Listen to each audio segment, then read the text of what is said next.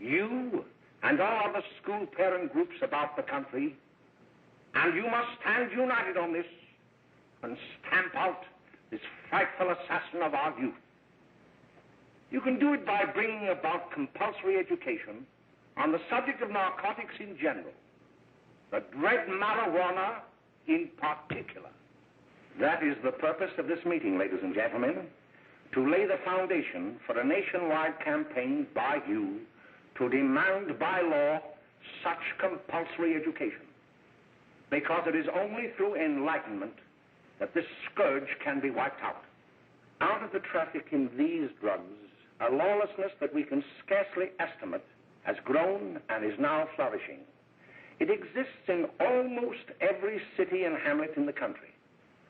It might be interesting and important for you to know some of the methods used in bringing these drugs into the country, and the work of the forces of law and order, which are daily combating the traffic, always at the risk of life by their agents. This ceaseless fight against the drug traffic is directed by the Department of Narcotics, Washington.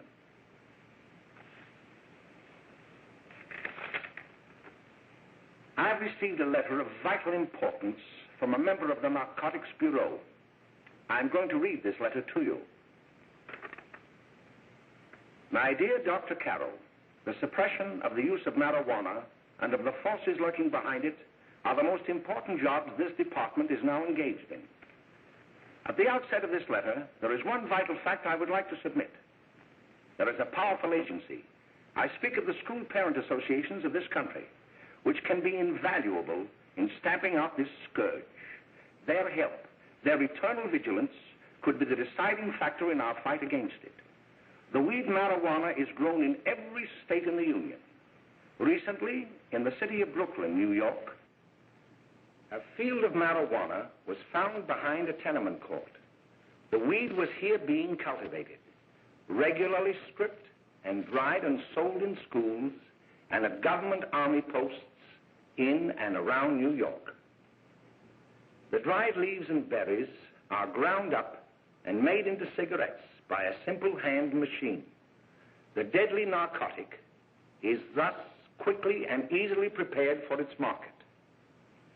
The sale of marijuana is even more difficult to detect and halt than the traffic in drugs such as opium, morphine, and heroin. They are hidden in fake jewelry cases, in the heels of shoes, women's shoes especially, because the drugs can be secreted in false heels. Hollowed shaving brushes are another medium. Books with false centers are often used. Watch cases are convenient hiding places. The value of drugs thus seized is enormous. Recently, a huge supply of heroin was taken. It was concealed in an apparently harmless shipment of 35 barrels of olive oil. The deadly drug was burned in the incinerator of the Bureau of Engraving and Printing. And more vicious, more deadly, even than these soul-destroying drugs, is the menace of marijuana. No doubt many of you do not believe that these things do happen, that they cannot happen to you. You may also believe that the facts have been exaggerated. Let me tell you of something that happened right here in our own city. You probably read about it in the papers. However, I'll give you the real facts behind the case.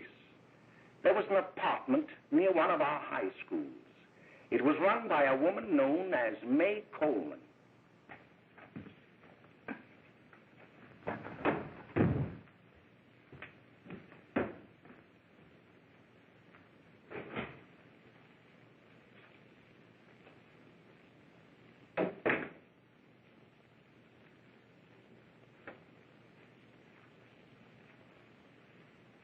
Hey, come on, May, get up. What time is it? Time to get up and give this place a going over. Looks like the Marines had landed. Oh, that bunch last night was high enough to take over the Marines and the Navy.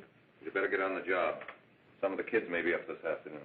Oh, Jack, we can get along without dragging those young kids up here. Oh, why don't you button up your lip? You're always squawking about something. You got more static than the radio.